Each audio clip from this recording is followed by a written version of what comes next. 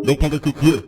Hello, everyone, and welcome to episode 10 of No Politic Here. I can't believe already we've done 10 episodes, but here we are. Isaac, how are you doing? Not bad. Had an eventful week, but I'm happy to be here with our amazing guest, Arun. That's how you say it, right? Did I say it right? It's Arun. Yeah, ArunAnnow. Annow is like older brother in Tamil, basically. So that's what that means. Up until, because before we had you on, I was researching, like watching your interviews and stuff. Up until then, I was just calling you Aaron. And then Isaac, you're not the only one. Isaac rubbed that off on me because he was like, "Oh, Aaron's coming on. But, so it's Arun. Arun is how you say it. Yeah. Mm-hmm. Okay. Nice. Pardon my caucasity for that. And well, I guess that kind of already leads us on to the topic that we're talking about. Pardon my caucasity.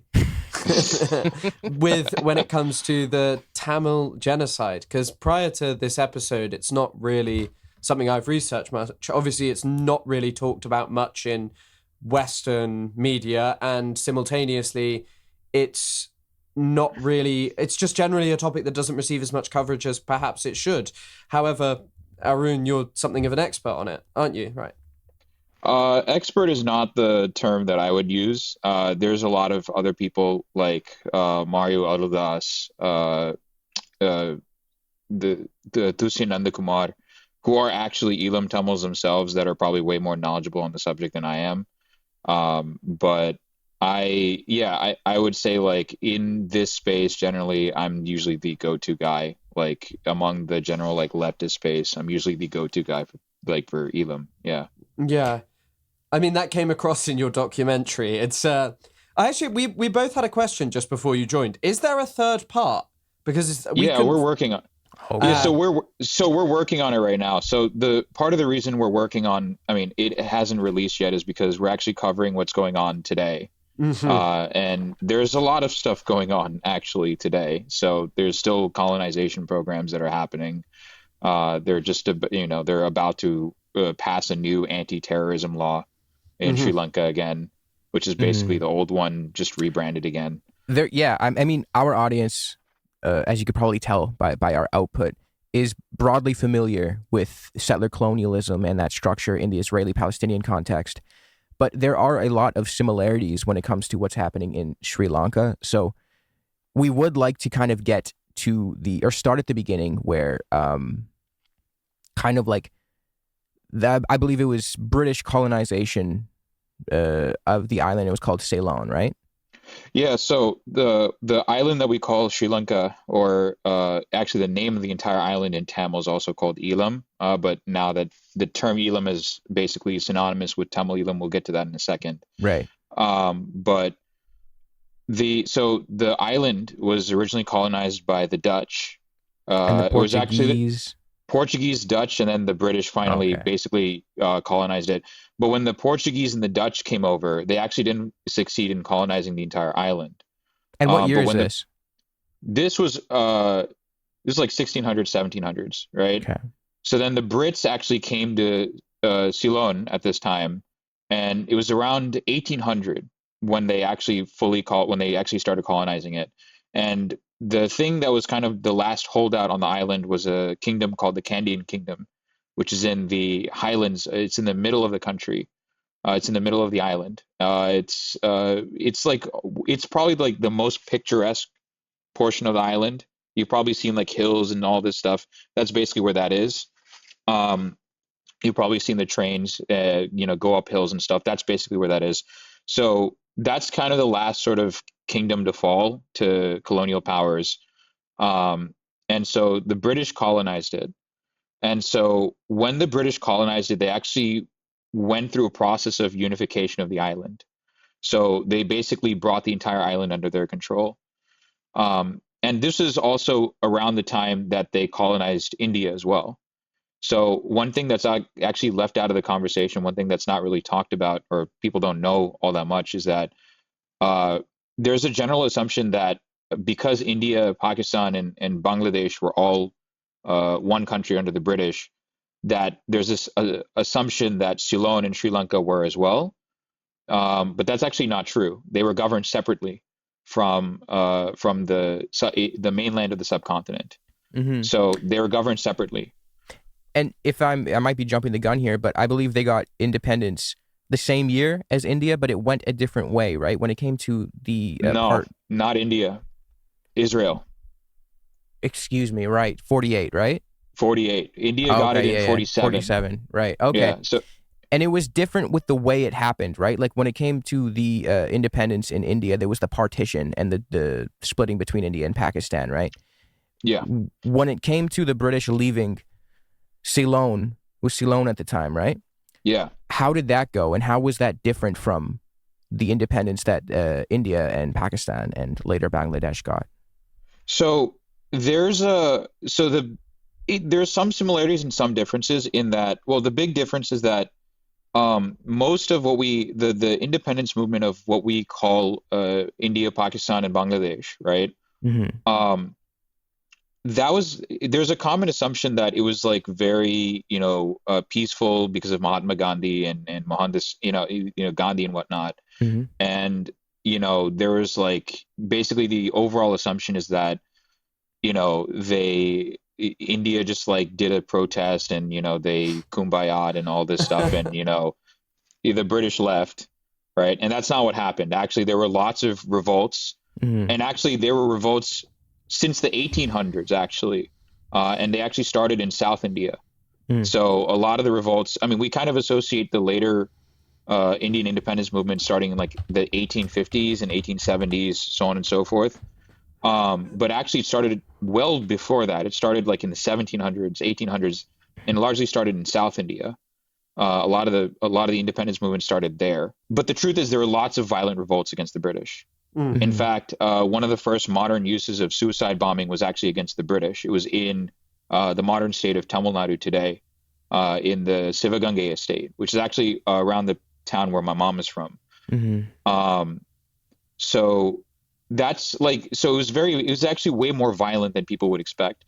Okay. But in Sri Lanka's case, what actually happened was similar to how India worked and Pakistan worked, but there was almost no violence whatsoever in comparison to the mainland subcontinent, because it was basically just a handoff of power from the British elite to basically the Sinhalese elite.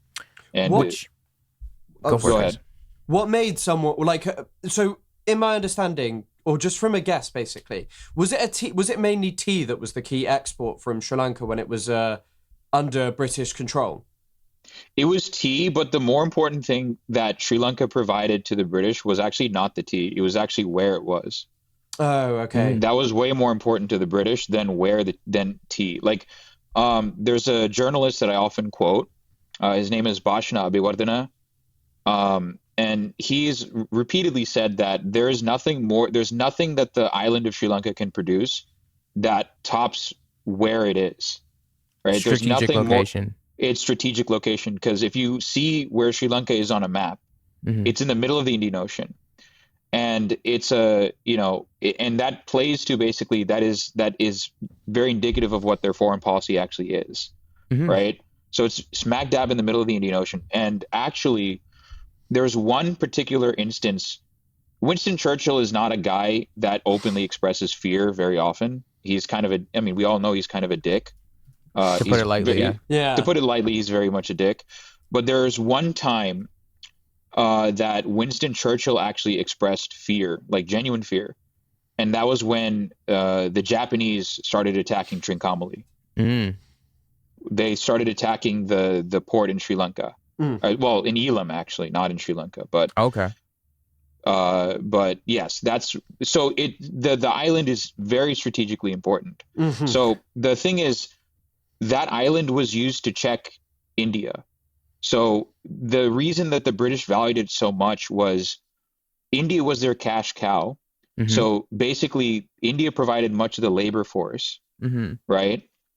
So they basically broke the hand looms. They basically made India a completely subsistent economy on the British. Lots of famines left and right. Yeah. And so the India, and what I mean by India is India, Pakistan, Bangladesh. The subcontinent, right? The subcontinent as a whole they suffered a lot under the British. But if you look at Sri Lanka's population growth in the 1800s, it actually went up because the British actually treated them way better than they treated the subcontinent, because the British realized, like, oh, we need these guys to be basically keep the subcontinent in check. Interesting. So and so were elites who were sort of handed over power, were they generally people who were related to like industry within the country, or like who takes power after the British leave? Yeah, so it's basically like landlords and lawyers and people that are basically part of the British establishment at that point in time. So it's basically people that are already within like the colonial structure. They're the ones that end up taking over. And so one thing that's very indicative is that a lot of these guys, a lot of their leaders, they actually have the word Don in their names. So the first Prime Minister of Sri Lanka is Don Stephen Senanayake. Another guy is Mahinda Rajapaksa, the Benjamin Netanyahu of Sri Lanka's father. His father's name is Don Alwyn Rajapaksa. He's a founder of the SLFP. So at this point in time, there are lots of like Sri Lankan politicians that basically come from like a landlord caste. Got it. That have like the name Don in their name, basically. I guess to kind of ground the situation for people who may be completely unfamiliar with it, there are, to put it lightly, ethnic contentions in Sri Lanka. There are multiple ethnic groups, and the main ones, I believe there are 4 main ones, right? Which are... So the biggest one on the island is the Sinhalese. Right. Or the Sinhala. So the Sinhala are about 75% of the island now, and they're a majority Buddhist population. So they're actually the largest, I think, in South Asia, they're the largest Buddhist majority like ethnic group. And are they indigenous to Sri Lanka? Because in your documentary, I think there was a mention that they originate from modern-day East India and Bangladesh. Yeah, so it's a bit more complicated than that. But yes, the mythology of the Sinhalese is such that like they claim to be the descendants of Prince Vijaya, who came from West Bengal, what is now Bangladesh, Odisha, so on and so forth. But if you actually look at the history of a lot of people that are Sinhalese now, they're most similar to South Indians. Got it. Right. And so they're more.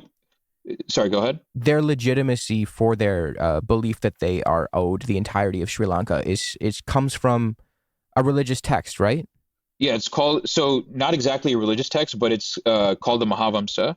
Is it a Buddhist text? So what the Mahavamsa is it kind of is a Buddhist text. It's written in Pali, which is the language of the Pali canon. But basically, it's a chronicle. It's a chronicle of how the Sinhalese got to the island and how the Sinhalese basically set up their kingdoms. Okay. So the Mahavamsa is like a 2,000 something year old text, and within it, basically the claim is that they were the first to get to the island. They colonized it first, right? Got it. And they also so there's also mention of the Veda people who are, they're still living sort of a hunter-gatherer, like very close to nature kind of lifestyle, but that they banished into the forest, right? And they're indigenous to Sri Lanka. Yes, they're indigenous to Sri Lanka. And then there's also mention of the Tamils, the Eelam Tamils. Yeah.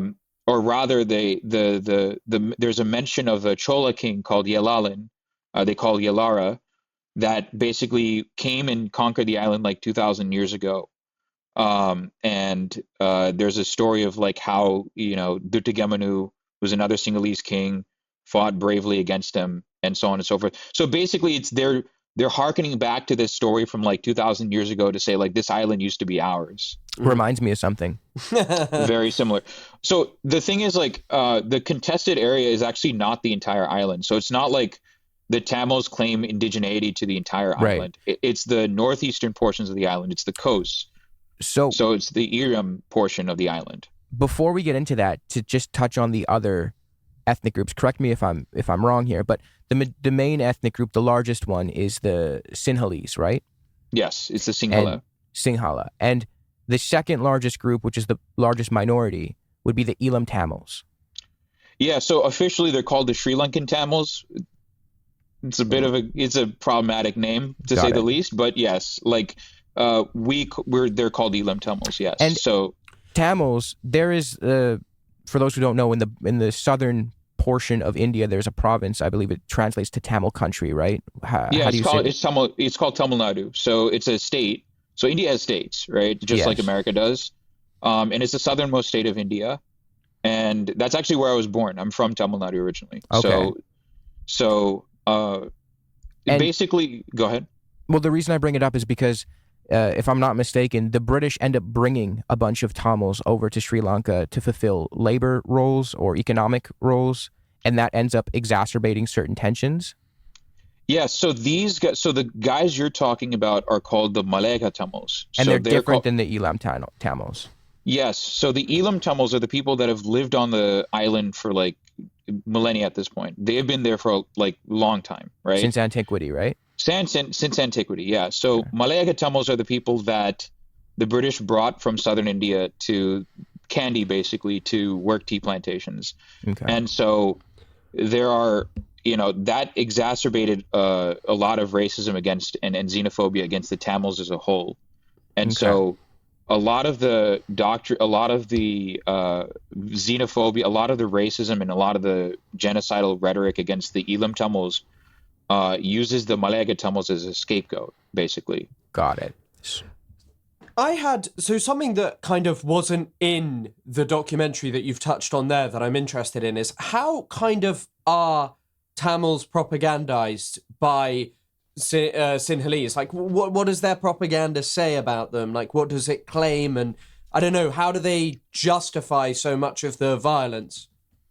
So the point is that this, I touch upon it a little bit, but the idea is that the claim is that from the Sinhalese Buddhist nationalists is that they used to have like a glorious Aryan civilization like 3,000 years ago. And it was like a hydraulic powered, like imagine like Atlantis or some shit. So basically it was like a very powerful, like water based, empire, civilization, whatnot. And it was actually the Tamil kingdoms from the south, from southern India rather, that came and mainly the Cholas that came and destroyed that glorious Aryan civilization. It was like these polytheists that basically destroyed our glorious Buddhist civilization.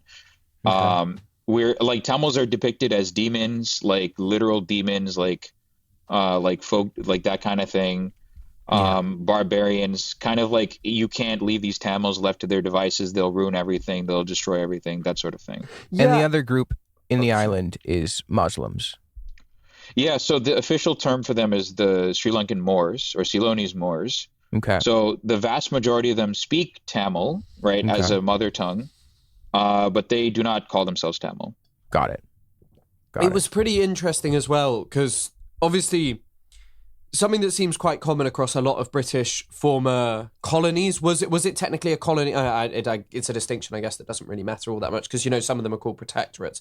But I'm no expert on Sudan, but in my understanding, Sudan for about half a millennia was relatively peaceful in spite of having quite a large amount of ethnic divides. However, after colonization is really where problems emerge, and a lot of it is actually to do with who is bequeathed the colonial system, like who is given it after the end. And in the context of Sudan, it was given to people who were deemed more Arab in the north because they were closer to whiteness, and more African Sudanese people were seen as, less advanced, and therefore, well, this led to a huge exacerbation in the ethnic tensions in the country.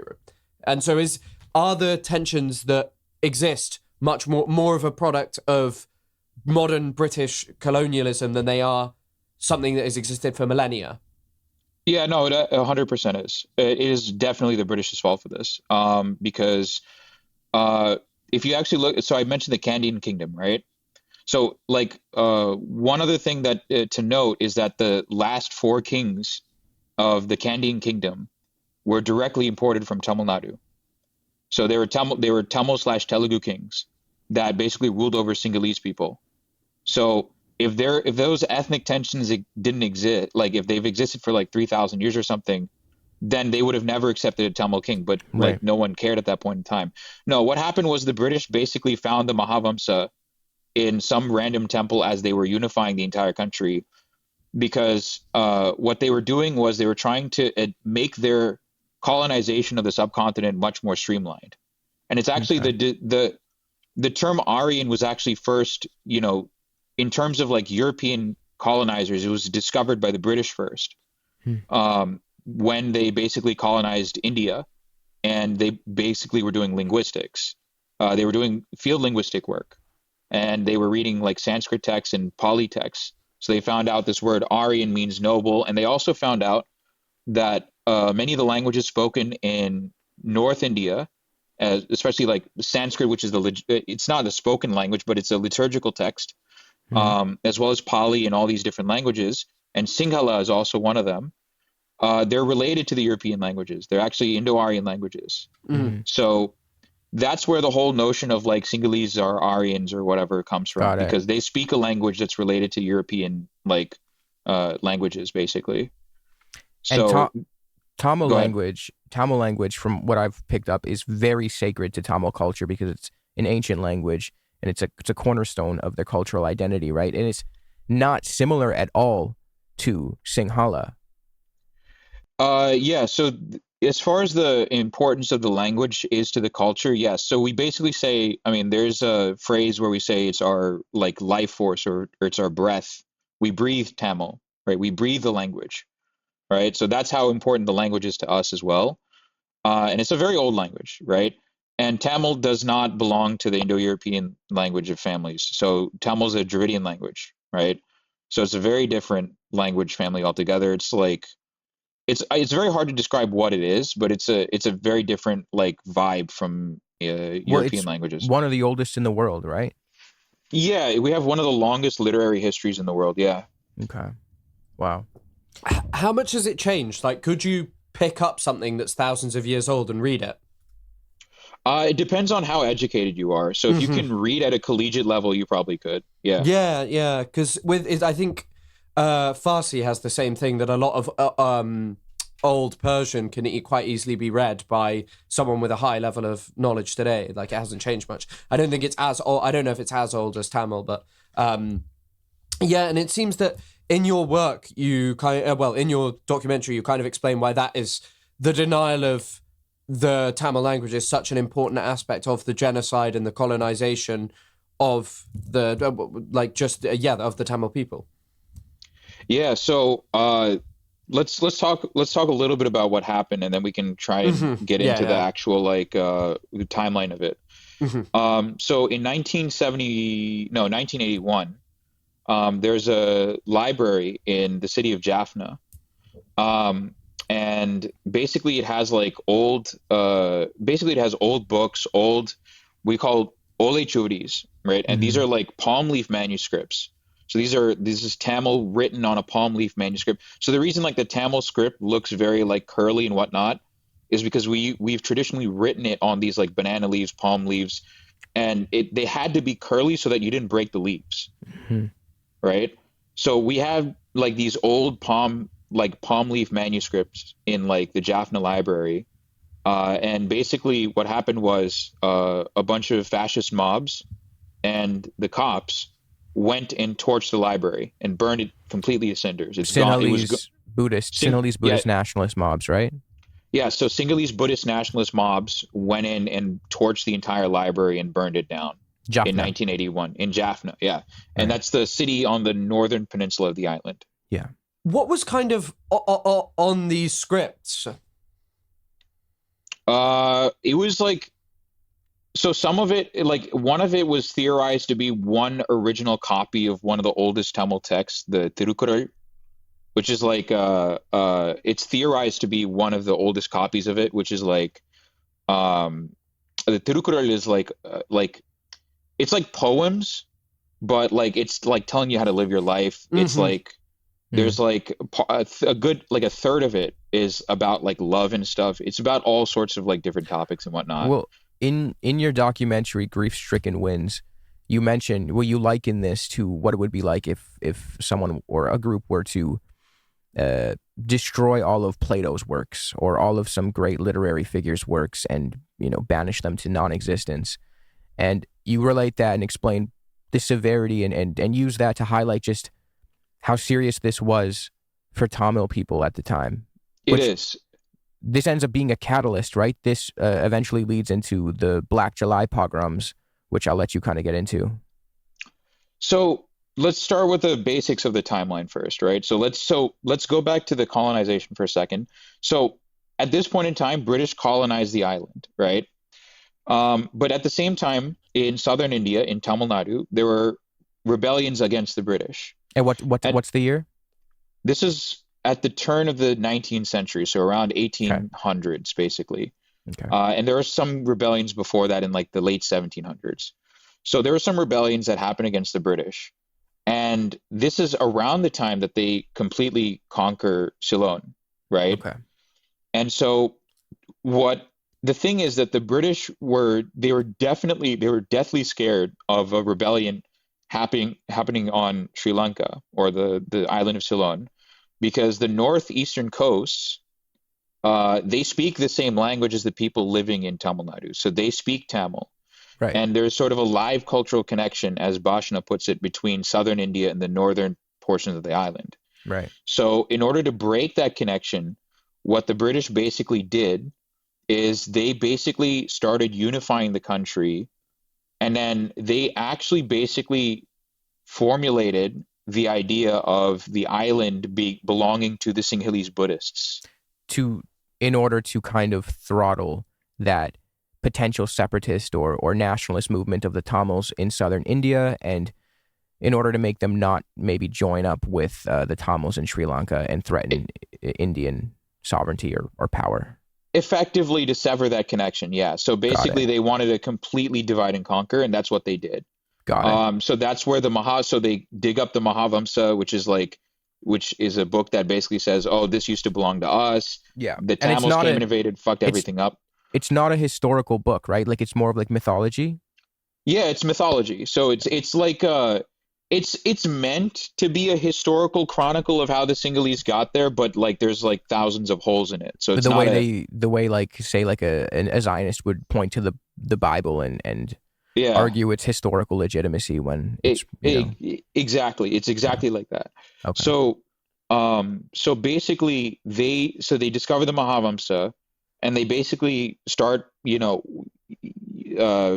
developing the concept of Sinhalese Buddhist nationalism with the Sinhalese comprador class of Got it. the Sinhalese comprador class of Sri Lanka. Sure. And so what happens is Sri Lanka gets independence through the Solbury Commission. So basically there's a commission to basically forge a new constitution. Sri Lanka becomes or it's still Ceylon at this point. They don't change their name until the 70s. Mm-hmm. So Ceylon becomes independent in 1948. They're still a part of the Commonwealth. They still report to the Queen ultimately, or the King or whatever. And so basically, as soon as they get independence, they start colonizing the northeastern coasts, and they start with the southeast in a place called Galoya, around the Galoya region, in the what we now call Ampara, or back then it was called Southern Badikolo district. They start with that, and then immediately after, in the 50s, they start colonizing Trincomalee district. When you say they start colonizing, are they they are already on the island, but settler colonizing other regions of the island, or are they coming from Bangladesh No. So they're on the island. They're in the Sinhalese majority portions, Gotcha. but they're basically taking the Sinhalese farmers from the middle of the country, from the homeland, and dropping them in and then dropping them in the middle of the Tamil portions, basically. Got it. So basically to demographically engineer those regions. And they're again, also the Tamils don't claim the entirety of the island, right? They claim the northeast region, Eelam. Yes. Yeah, you're correct. Got it. Basically they do not claim the entire island. They say, no, this region is ours, right? So they start demographically engineering, and also like they give these settlers guns too, right? So like, got it. So like they're like camps set up outside, the Tamil majority areas, that sort of thing. So they start doing that. They also in Badikolo, they also do it in Trincomalee, right? Okay. And then in 1956 and 1958, so 1956, the Sinhala Only Act, or the Official Languages Act, gets passed. Right. And then the first set of anti-Tamil pogroms happen. And they actually happen. Most of the deaths happen around the settler colonies. So that's when that happens. So then fast forward to the 1970s, and Sri Lanka basically starts another colonization program called the Mahawali program. Right. And this is actually where they start getting international support. So two big players in this are the United States and Israel. So USAID was intimately involved with this. So the USAID actually printed manuals for the Sinhalese colonists in Sinhalese and English. So before we get into that, I do kind of want to touch on that. This the Sinhala Language Act, which was in the 50s, right? 56? 56, yeah. I mean, when we speak of cultural erasure and genocide and things of that like, and we liken it to, say, an example we're all familiar with Israel, and they've done the same thing where they've pretty much said that Arabic is no longer going to be an official language, Hebrew It's only. a language of special status, so it's no longer the official language. Yeah, it's always been Right. two-part in Palestine, but yeah, Right. they've changed And it now. I guess like the reasoning behind that has to do with like you said, engineering the demographics and creating this sort of hierarchy of which culture is favored in the country. And when we see that happen in Sri Lanka as well, which can only really lead to more resentment and more tensions and hostilities between the groups. When I look into the Sri Lankan, some people call it civil war, but it's more like a genocide, really, right? Yeah. Of the Tamils. When I look into that, some sources will claim that the start of the genocide was actually 1956 when the Language Act was installed. What are your thoughts on that? Because again, erasing the culture, erasing the language, that can be part of genocide, right? I would say it's 1948 actually. It goes further. It goes Fair. the immediate because the settler colonies start in the 40s, in the late 40s, Okay. and early 50s. So that's really when all this stuff begins, right? So I mean, I think 56, I think a lot of the people focus on like the pogroms, right? The pogroms that happened in 56, 58, 71, or 74, right? 79, right? They focus on like the flashpoints, right? But actually underneath it all is the settler colonies, right? That's what's been happening this entire time, and it's still happening today, right? So I would say it started in 48. It didn't start in 56, but 56 is like another flashpoint where um, basically they make 30% of the entire country illiterate, functionally illiterate. Right. So basically you cannot, like, everything has to be done in the Sinhalese language. And they condition government jobs to only the Sinhalese language, which basically precludes the Tamils from operating in these government jobs, which made up a good portion of their employment, right? Was it 30 to 40%? Yeah, so the northeastern portions are actually dry zones, right? So that's actually the basic claim as to why Mahawali exists. It's that the northeastern, what we call Eelam, that is very dry compared to the fertile, like, Sinhalese heartland, which is the south, right? South and southwest, right? So a lot of people had to rely on government jobs, very similar to Palestinians actually, like similar to how a lot of Palestinians are very educated. Tamils were also very educated. A lot of Tamils were educated as well because they had to. They had to be. And so, but the other thing is, one thing that the Sri Lankans generally do is that they'll actually, I mean, some of the people that are more hardline nationalists, they'll actually say like this is an anti-colonial measure because it got rid of English. So, yeah, and you'll see that a lot. English was the link between the languages, right?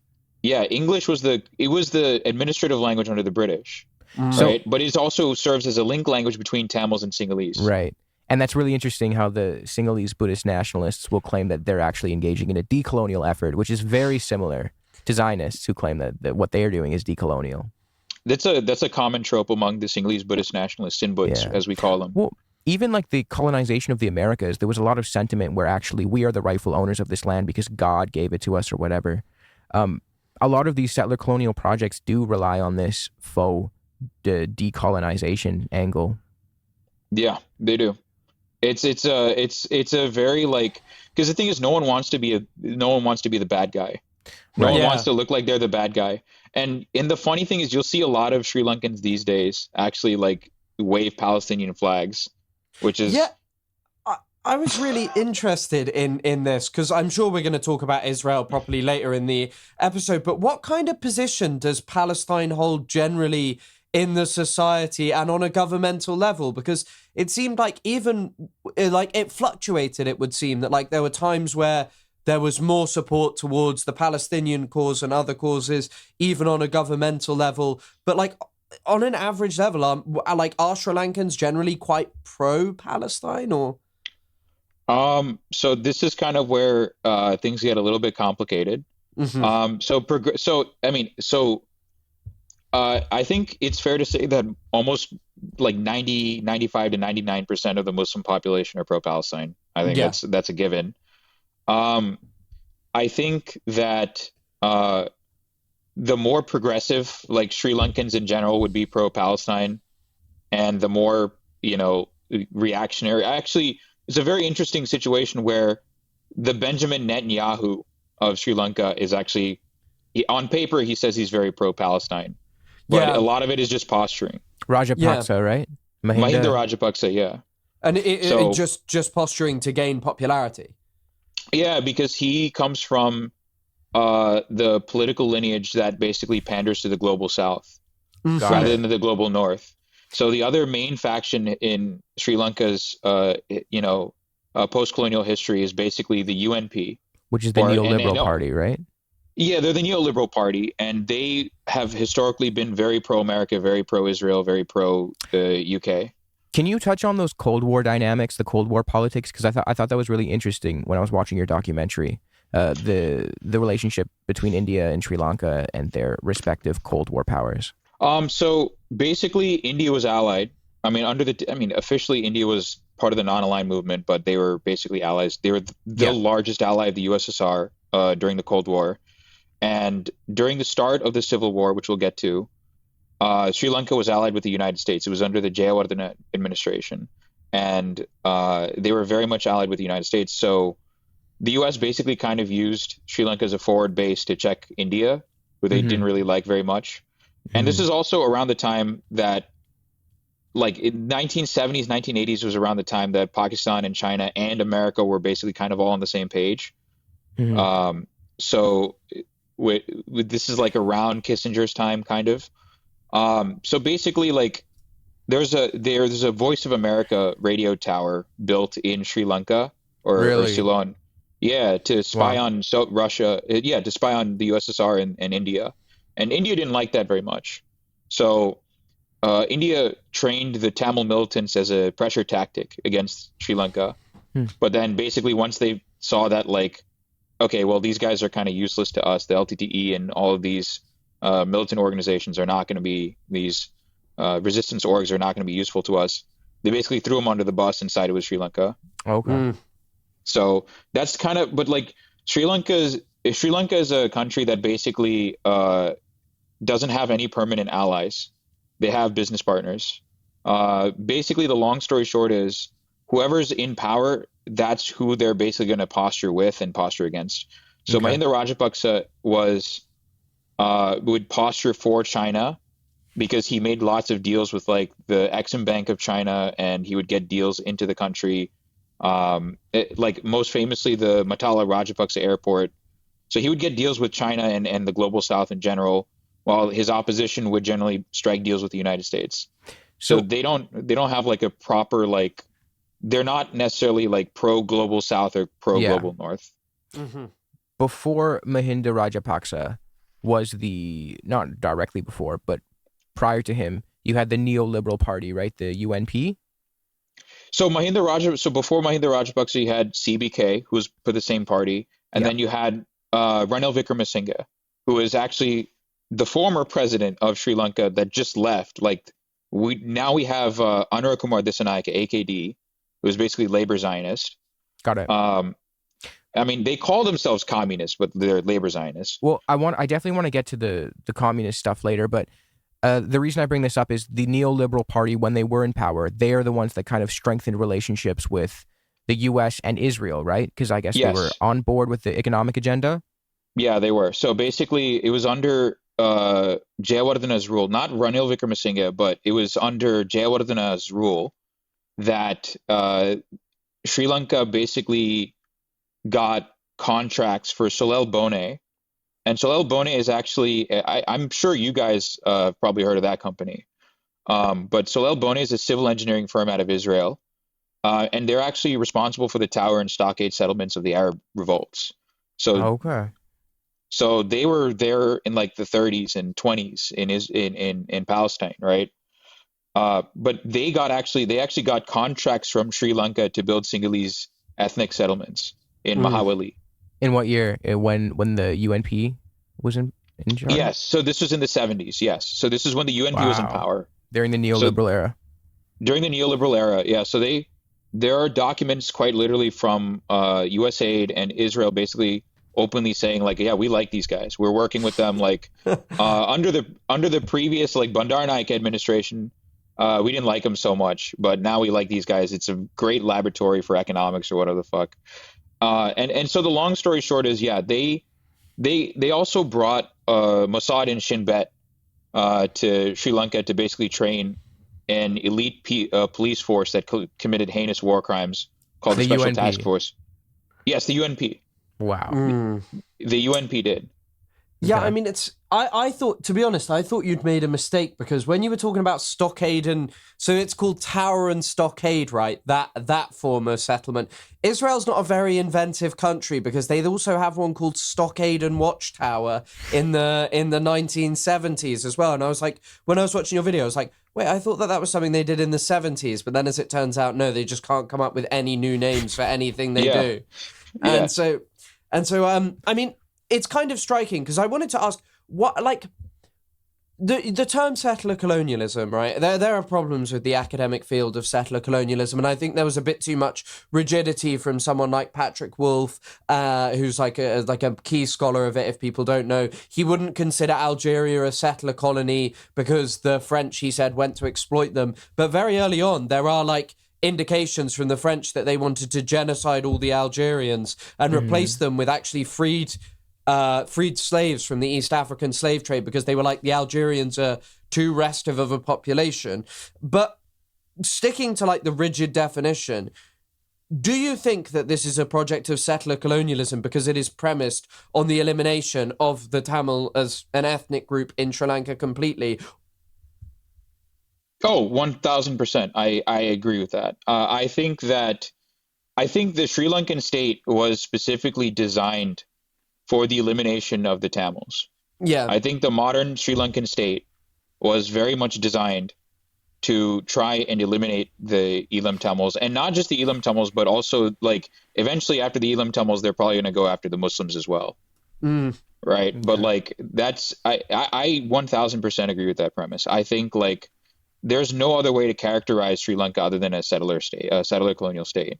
Yeah, which is interesting because obviously the field of settler colonialism lags behind a bit, and is something I realized as I was studying it, is like there are a lot of cases of settler colonialism that exist but are just not really explored, and seemingly for like your video gave the indication that this was very clearly the case in terms of the fact that it really does look like a project of elimination and the elimination of an alternative sort of society and culture that has existed in Sri Lanka for thousands of years, so that there can be one central unified state with no alternative ethnic group, really.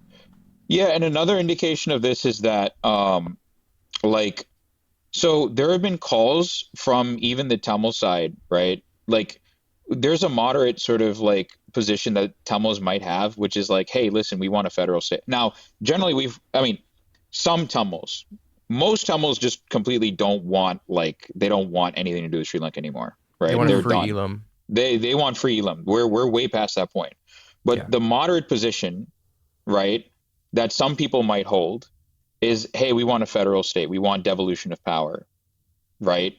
Mm-hmm. But the point is that the point that I'm basically coming to is that even the idea of devolution of like a federal state. So this is stuff like Canada, for example, or India or Pakistan. This is not like a crazy thing, right? It's a very well-known, well-practiced sort of governance structure, right? Yeah. That is too much for the island's Sinhalese population. That's too much for them. Yeah. So the police are governed centrally by the central government. Every single thing is got like there's technically a 13th Amendment to devolve power back to the provinces, Right. right? But it's never been fully implemented, right? Land administration is still done directly by the state, and a lot of it is done directly through the archaeology department. Basically, the archaeology department will go and find plots of land, say, hey, this used to be Sinhalese, hippity hoppity, this is now our property. Get the fuck off our land, right? So they'll say that now, right? But everything is governed centrally through the state. So So even devolution of power is an unacceptable idea to the majority population.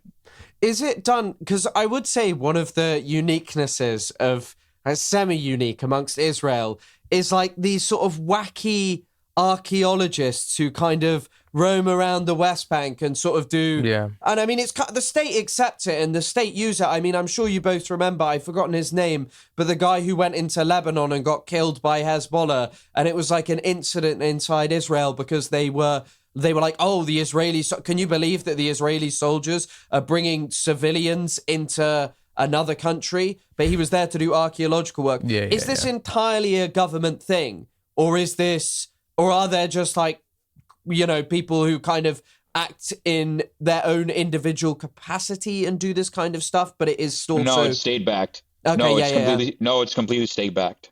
It's 100% state-backed. Even when I was thinking about the example of Israel, I guess this guy is like a wacky individual, but ultimately the state don't give a shit. They'll back him. And I'm guessing a similar process where what they'll do is they'll be like, this place was, as you said, this place was, thousands of years ago, once something different. It may have been a temple. It may have been this. It may have been that. And what the crux of their archaeology is basically ignoring what existed there for the thousands of years that came after. They'll just be like very shaky archaeological foundations. But yeah, is it that kind of process? Yeah, I mean, there's an ongoing problem in a place called Kurundurmalai, where basically the archaeology department is going and basically saying, oh yeah, this Hindu temple, yeah, that's ours. That used to be ours, like 3,000 years ago or whatever. So we're going to take it from you. And so the Tamils have been protesting that for decades on end. For me, it would have I'm sorry to make you jump around so much, but on this topic, like, are Indians generally as a population quite sympathetic? Because the Tamils are predominantly Hindu though, right? Yeah, so Tamils are majority Hindu. There's a minority of Christians in the Eelam Tamil population. I thought that would have created some sympathy amongst like general Indians of like, oh, Hindus being victimized and Well, here's the problem. Tamils are not really well liked in India either.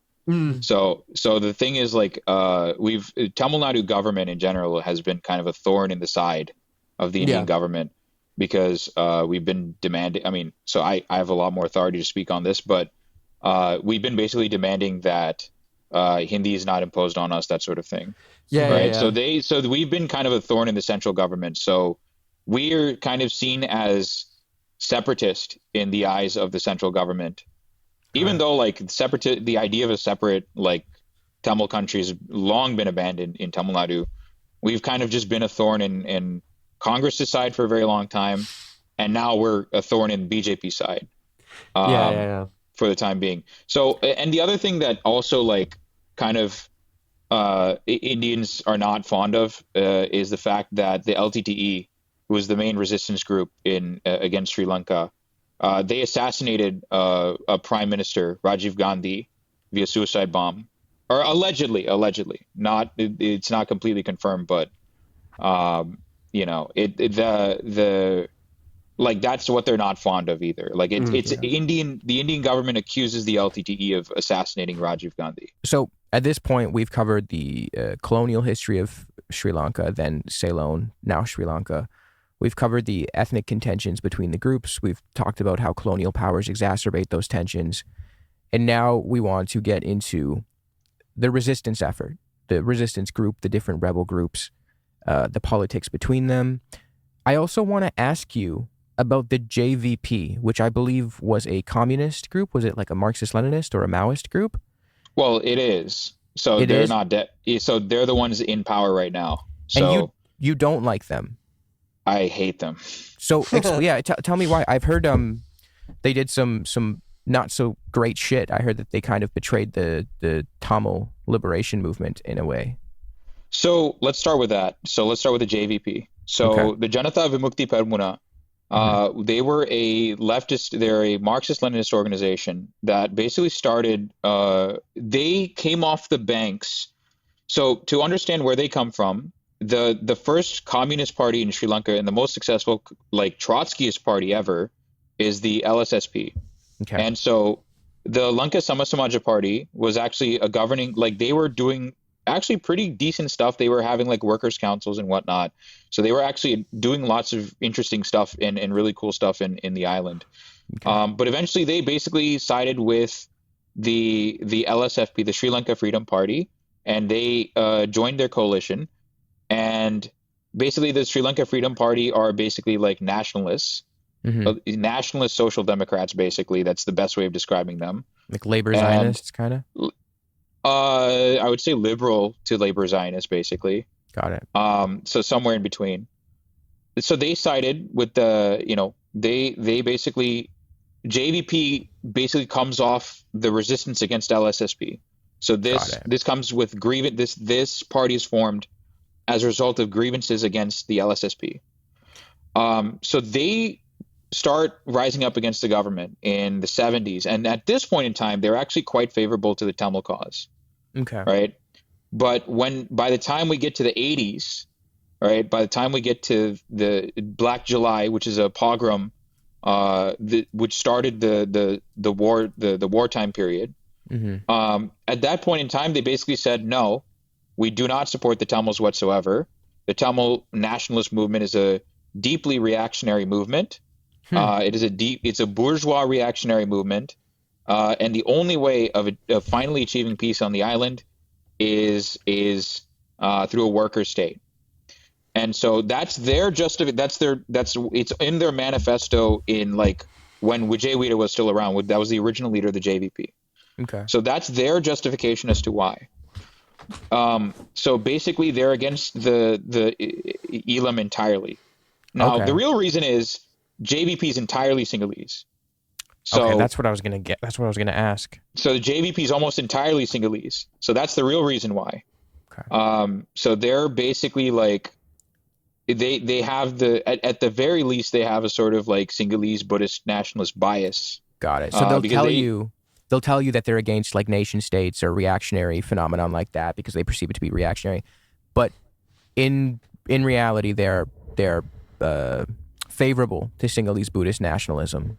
Far more. In fact, so in Okay. 2004, the tsunami hit the island. Yeah. About 35,000 people died and like hundreds of thousands were displaced. Yeah. And basically, there was a program called the P-TOMS Agreement that the Chandrika Bandaranaike government signed. Like they didn't sign.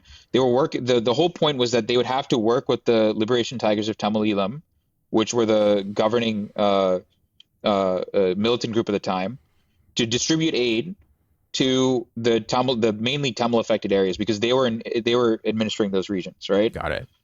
The JVP basically sabotaged that agreement. Wow. They went ahead and sabotaged it. So they sabotaged the agreement between the Sri Lankan government and the representatives of the Tamil regions to facilitate aid distribution. Yes, Wow. Okay. That's what they did. So they tried to sabotage it, and then they eventually the government eventually went back on it. On top of that, they have consistently worked with a party called the Jatika Hela Urumaya, the JHU. I And will they're an remember open- that and recite it with perfect pronunciation every time. Jatika, yeah. The JHU are open Sinhalese Buddhist Nazis. Okay.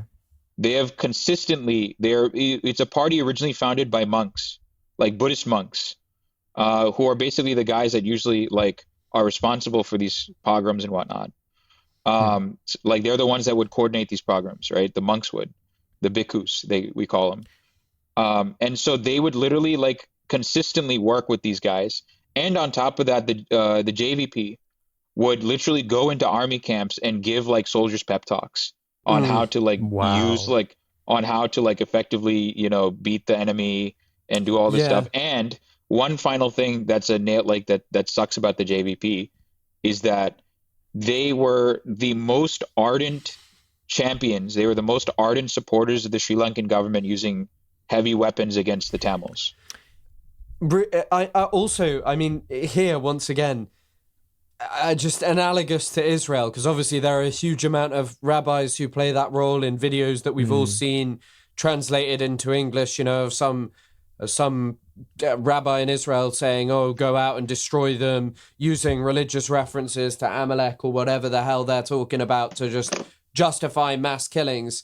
It's really analogous. And I'm guessing as well that a lot of the atrocities committed against Tamils tend to come from people who come from that sort of tradition, right? Like the more religious factions.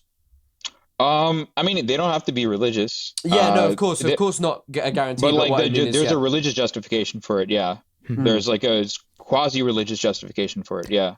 I guess that's similar to Zionism, right? Like when we look at the horrors of Zionism, we don't pinpoint the Jewish element or the Judaism as like the culprit. We typically point to like the nationalism. Yeah. I guess it would be the same with the Sinhalese nationalist, Buddhist nationalists, because it's not necessarily the Buddhism that is the issue, but it's the nationalism. Yeah, Buddhism. I mean, what also doesn't help Buddhism's case is Myanmar, but that's a whole nother can of worms that I don't want to get into. But right. But I mean, yeah, you're generally correct. The big problem here is that it's the Sinhalese Buddhist identity is a identity that is fused with it's a religious identity fused with the ethnic identity. Yeah. I guess ethno-nationalism is the issue. Because like when I think nationalism, I don't think it's always bad. Like I'm a proponent of Palestinian nationalism. But I guess that ethno-nationalist element, which is alive in both instances, Israel and Sri Lanka, is truly the culprit. And we can trace it back to other instances as well. Yeah. Yeah, that's basically that's the big thing here. Yeah. Like I actually know people in my personal life that are like family friends of mine that escaped Black July. Wow. So I know like literal genocide survivors in my life. Because like I mean it's just family friends, right? So like we kind of like, and what she told me was, and she didn't really want to talk about it all that much, to be fair, and understandably, but she basically said like like what the bhikkhus, the monks would do is they would like mark houses with the Sinhalese letter Sri, right? Because Sri is like is important for like the reason the country is called Sri Lanka, and it's kind of a problematic name, is because it's the Sinbud nationalists that wanted to rename the island Sri Lanka. So that's why Sri is everywhere. So they would mark houses with Sri, Tamil-owned houses with Sri, go and burn them down and kill everyone inside. So that was like one thing that they told me that the monks would do. And the mobs they didn't have to be like super religious or anything, but it was just like you had to be Sinhalese. Like Got it. And so on to back to where we were at. One of the most, I think the Tamil Tigers might be the greatest name resistance organization of them all, probably. Pretty badass. I'm a big fan of the name, I'll say. And the logo. Well, so Tamil Tigers is not their full name. Yeah, it changed, right? Was it initially Tamil Tigers? The LTTE? No, Tamil Tigers. So Tamil Tigers is just the short name of the actual organization. So the full name of the organization is called the Liberation Tigers of Tamil Eelam. So Tamil Eelam. Another short name of it is the LTTE. Yeah. And they were basically the most prominent of the Tamil nationalist organizations. And they are not explicitly left-wing, right? Like they are more so concerned with national liberation. Yeah, so you can basically, there are left-wing elements there are things that Anton Balasingham, who is the theoretician of the LTTE, wrote that were obviously very left-wing. Like, for example, his analysis of the JVP was absolutely correct. That JVP are basically labor Zionists and whatnot. The dispossession of land. He's written stuff from a very left-wing perspective. But I think the LTTE is, yes, you're correct in and you're correct in saying that they were more concerned with national liberation than anything. Yeah. Got it. Okay. I guess there's the parallel with Hamas there, which they aren't like an explicitly Marxist or organization, but they are. No, they're right wing. They're right wing Islam, like generally conservative Islamists on the whole. Right. I just have to say, every time you say JVP, I can't stop thinking of Jewish Voice for Peace. I can't voice for peace. I can't get out of my mind. So I have the opposite problem. So when anyone says JVP and they mean Jewish Voices for Peace, that doesn't click in my head. I think of this JVP, the Janata Vimukti Peramuna. He sees red and he goes into a rage.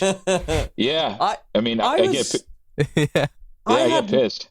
I had no idea that when I was searching on YouTube for stuff about this, I had no idea that MIA, the British rapper, is Tamil. And her dad was, she was talking, I didn't listen to it because, I'm sorry, some of the people she was talking to, it was an odd Tim Pool. And Tim Pool was talking, and Tim Pool and Patrick Bet-David were talking to her about the Tamil genocide. And I was like, what are these people up to? Like, why is Tim Pool interested in this? But I didn't know that she was, that her father was involved in the Tamil Tigers, right? So her father was not part of the LTTE. Oh. Her father was part of the student wing of EROS, EROS, which is a different organization. Mm-hmm. And I think, if I'm not mistaken, EROS, is the more explicitly Marxist aligned one, but I could be wrong about that. There are lots of organizations like PLOTE, PLOTE, EROS, and lots of different Tamil nationalist organizations. So when it comes to all of these organizations, it's the LTTE, which is the one that is concerned with an actual, like with a free Eelam. The others are willing to work with the government and focus on the 13th Amendment, right, to get more reform? Yeah, so basically the others caved. So the other Tamil organizations caved. The LTTE kind of knew about India's treachery. They knew that India was going to be they were going to engage in treachery against the Eelam Tamils. So they were just 100% like, no, we're not going to accept this. Fuck that. And they were right. The LTTE were 1,000% right to not accept it. What happened with the? This might be jumping ahead. What happened with the Indian security forces, the Indian peace forces that were then sent to Sri Lanka, I guess, during the Civil War, and then they ended up engaging in a ton of war crimes against the Tamils? Yeah. So the timeline of that is basically. So India, like I said, India originally trained the Tamil militant forces, the Tamil resistance forces, and so they also did what's called Operation Pumale in Jaffna. They would give weapons to these guys, and eventually, what happened was basically India kind of low-key threatened to go to full-blown war with Sri Lanka over the Tamils. I mean, like for among other reasons, yeah. Okay. But like basically, Tamils were one of them. And the long story short was they kind of forced the bigger point is that they forced Sri Lanka to the negotiating table. Okay. And that's the bigger point here. And a part of it, the Indians had some obligations as a result of that of the Indo-Lanka peace agreement, and the Sri Lankan government also had some certain obligations that they had to follow through on. The Sri Lankan obligation was the 13th Amendment. So basically, they had to finally make Tamil a co-official language of the country, and they had to pass the 13th Amendment to the Sri Lankan Constitution, which is basically, how we have like legislative councils per state in India, or we have like the state legislatures in the U.S. Yeah, they had to set those up. Provincial councils, basically, is what they had to set up. And certain things had to be devolved back to the province, like land administration, police, all of this other stuff, right? Yeah. Which it hasn't been fully implemented yet. So that was Sri Lanka's obligation. In exchange, India's end of the deal was they had to put down all the Tamil militant groups operating within India. In Eelam. In Eelam, okay. So they had to put them all down. Now, the thing is, most of the Tamil militant militant orgs basically said, all right, we surrender, we're good. Right. Okay. But the LTTE said, no, we're not going through with it. Got it. And so the long story short is well, India sends the peacekeeping forces to put down the LTTE, and the LTTE kicks their ass. Wow. Okay. The LTTE pushes their fucking shit in, absolutely demolishes the Indian peacekeeping forces, and Wow. so as a result, the peacekeeping forces get very mad and start committing war crimes Against civilians. against civilians. So one major example of this is the Jaffna Hospital massacre, where basically Indian peacekeeping forces went in. It was literally because one of their comrade soldiers got killed by the LTTE. So as an act of revenge, they went into a hospital and shot 70 people dead, and killed and they threw grenades and shit. So that's what the Indian peacekeeping forces did. And there's a lot of sexual violence committed against Tamil girls, and extremely gruesome shit. Yeah. And there's yeah. actually a section on the Indian peacekeeping forces Wikipedia page that actually documents in detail what they actually did. Yeah. And it's some of the gnarliest shit you'll ever read. Why did they get beaten back so badly by was it just the Terrain. LTTE? Terrain. No, yeah. because they're fighting a militant group on their home base. Yeah. It's why did America get its ass kicked in Afghanistan, in Vietnam, right? Why did they get their ass kicked in Vietnam? And then in the same way, just resorted to killing huge amounts of civilians. Yeah. Yeah, exactly the same thing here. Yeah. Actually, you'll see Indians compare. You'll see Indians say Sri Lanka. Well, they won't say Eelam, but they'll say Sri Lanka was our Vietnam. You'll see a lot of Indian quote unquote political experts say actually Sri Lanka was our Vietnam. Yeah. Really? Yeah. Interesting. I do want to ask you about the civil war in Sri Lanka. I guess the start date or the official era where we perceive it to have started would be the Black July pogroms. Is that wrong? No, that's basically when it started. Yeah. Okay. So the militancy was already around before then. Yeah. But it really started a full-blown war with Black July. Which is 1983. 1983, end of July, basically. So it was a week-long pogrom against the Tamils. They would basically there's something called a shibboleth, which is basically they would word test people. They would test people and see whether or not they speak the Sinhalese language, and they would beat them to death on the spot. If they look Tamil, there's a particular instance, and sorry, this is going to get a little bit graphic, but there's an instance of Sinhalese nationalist mobs pulling out a Tamil from a bus that was wearing a kungumam, and a kungumam is it's kind of a religious thing that Tamil women wear, right? Married women especially, they'll wear that. It's like a red sort of powder that they put on their head. Okay. So she was trying to rub it off. She was pulled out of the bus, and basically she was pregnant. She was pregnant, and they ripped open her they ripped open her belly with a broken beer bottle, and they set her on fire.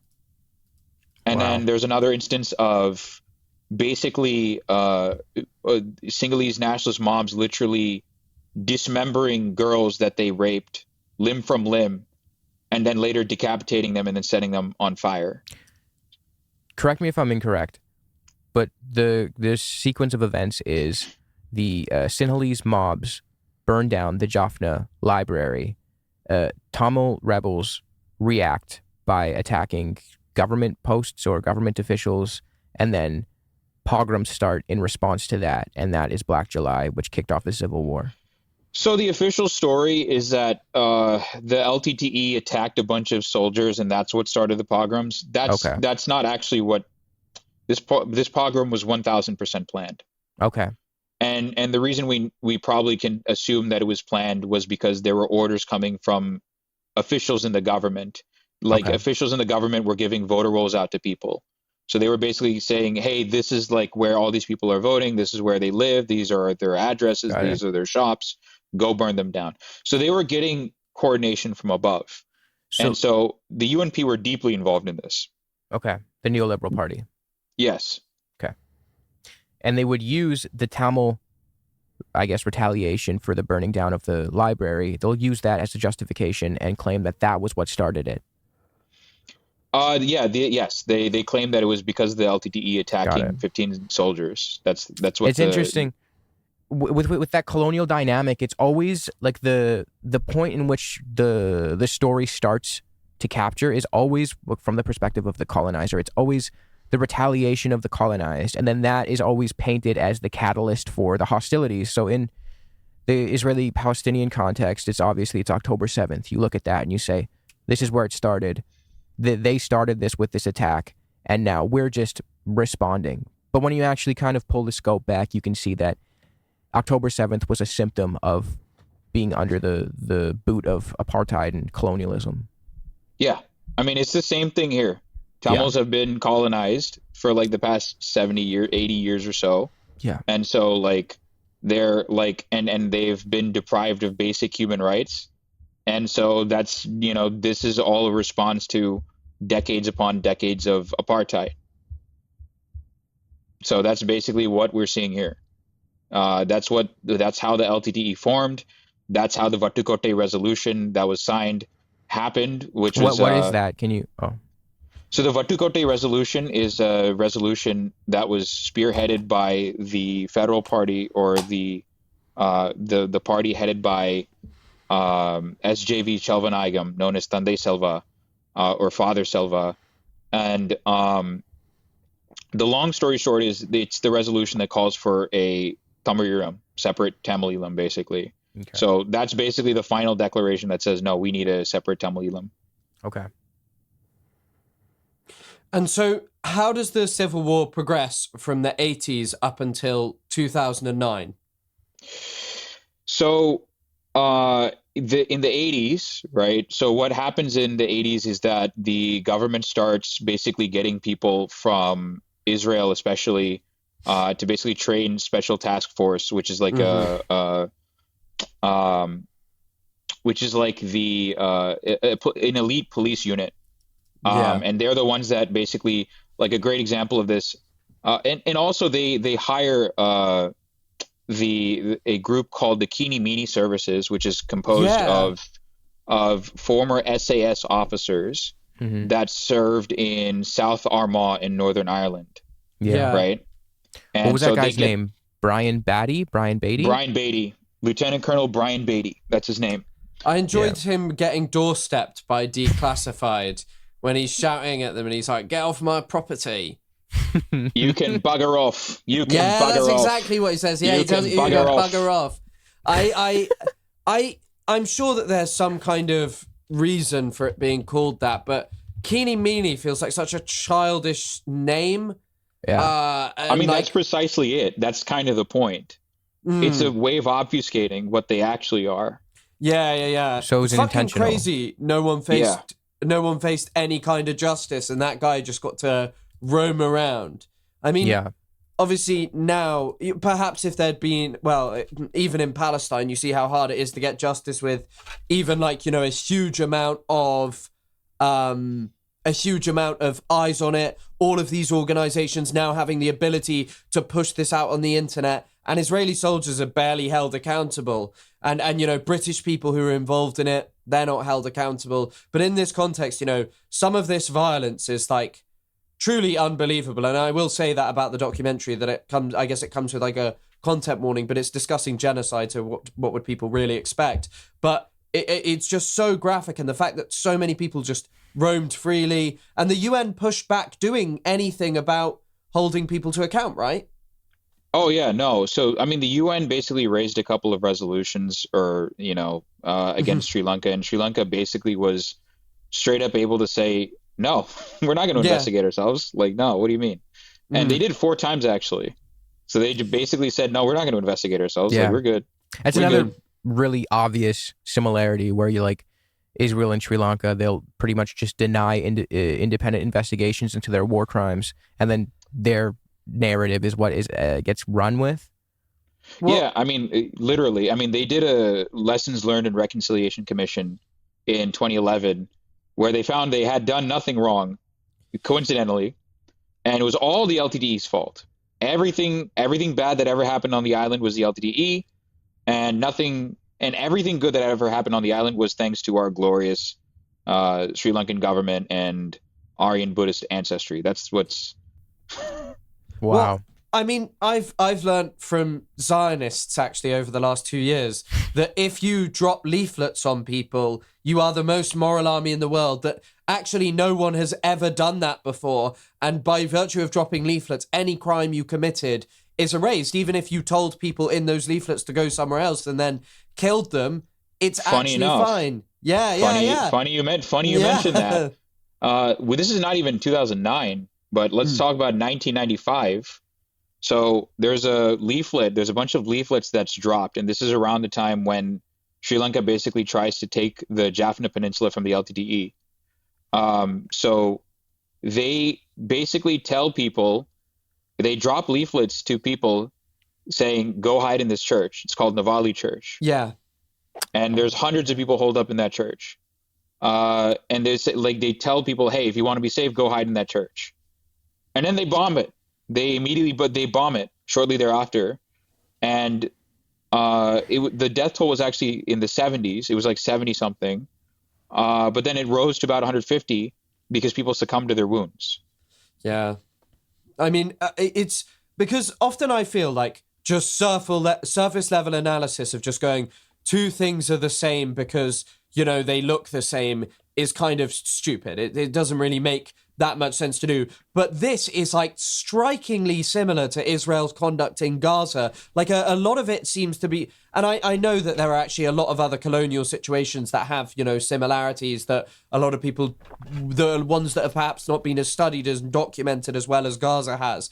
But like looking at something where, you talk about in the documentary how when it's like later on, right, around 2009, there's basically no medicine available in parts controlled by the LTTE. People are having to have amputations without anesthetic. Children, stories that literally sound like they could have, the stories that you've heard out of Gaza in exactly the same kind of context. Safe zones being shelled, the UN being kicked out under the false, that story you told about the UN being kicked out and journalists being kicked out under the false pretense that they had created. Was it the Thirunelveli massacre? Tirunelveli massacre. Yeah. So Of there's a place called Tirunelveli in like the eastern portion. Yeah. So basically, the long story short is that, so let's go back to the progression of the war so I can give proper context. So they bring Mhm. in people. So the 80s is actually where the relation between the Tamils and the Muslims begin to sour, and So I it's was going to ask you. because so that's where so basically so the thing is, it's not like Tamils and Muslims were 100% hunky dory. They were all like, fine with each other, right? It's not to say that at all, but it was during this period especially that the Sri Lankan government found an opportunity to basically drive a wedge between the two communities. And basically the long story short is that there were in 1984 there was a massacre in the eastern province again, and it was basically orchestrated by a Muslim MP, and basically like he brought like 3,000 of his goons, and they're not from the east, but they're not from that village. They just went to that village, or they went to the east, and they just burned a bunch of like villages down. They burned a bunch of houses down, and they stirred communal tensions.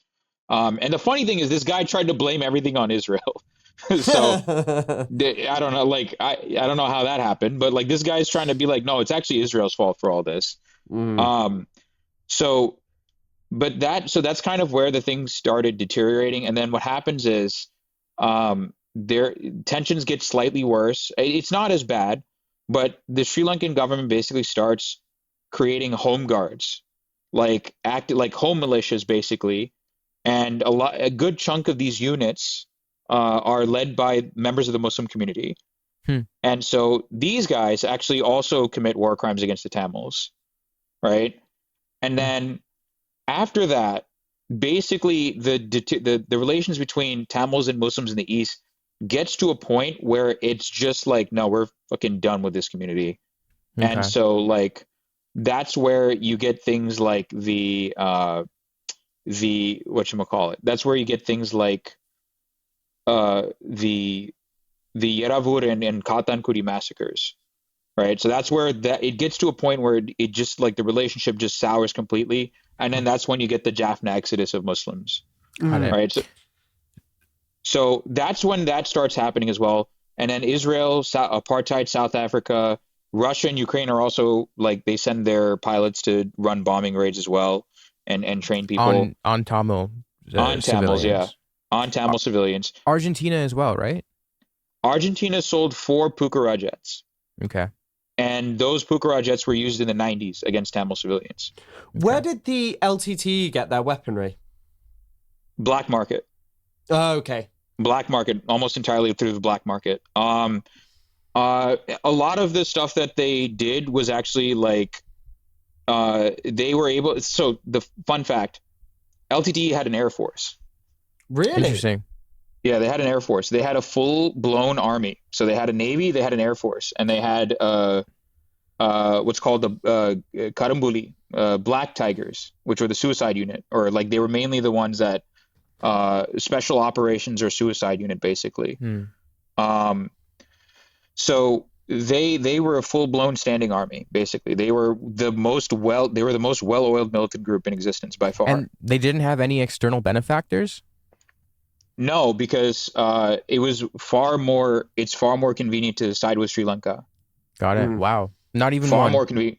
Not a single one. No Wow. one directly interfaced with them. No. Only There were they some did- rumors that North Korea did some sales to them, but again, there's kind of more evidence to suggest that. I mean, there's not enough evidence to suggest that North Korea really sold weapons to the LTTE. There's a little bit of evidence to suggest that they sold weapons to Sri Lanka. The big piece of evidence is that the Rajapaksas themselves bragged about getting weapons from North Korea on the black market. And So they did have some links with PLO and PFLP and like Lebanese leftist militant groups they would have been PLO training camps at that kind of time, but there were people. It was like there was some solidarity there, right? yeah, so there's a militant group adjacent to the LTDE called Plot, and the leader of Plot, Uma Maheshwaran, got trained in Lebanon and Syria by the PFLP and PLO. Cool. So basically, there's where the connection is as well.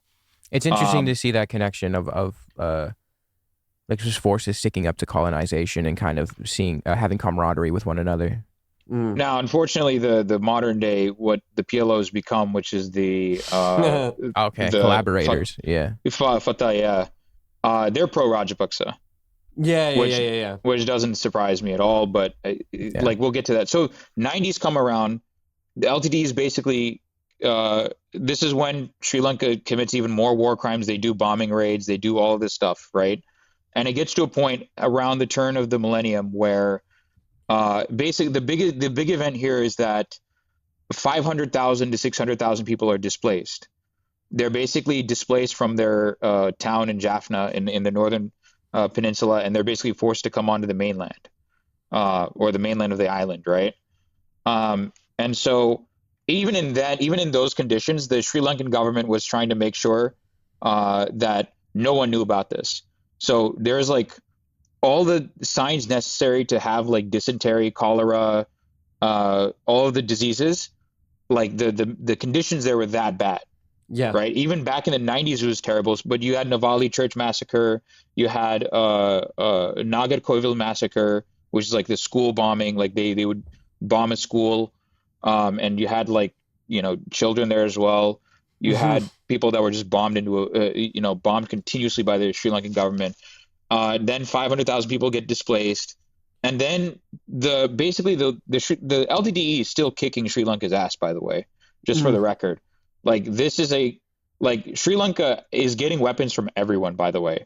Yeah. Like they are getting weapons from US, Israel, UK, at least from those major players as well. And they're also getting weapons from China, right?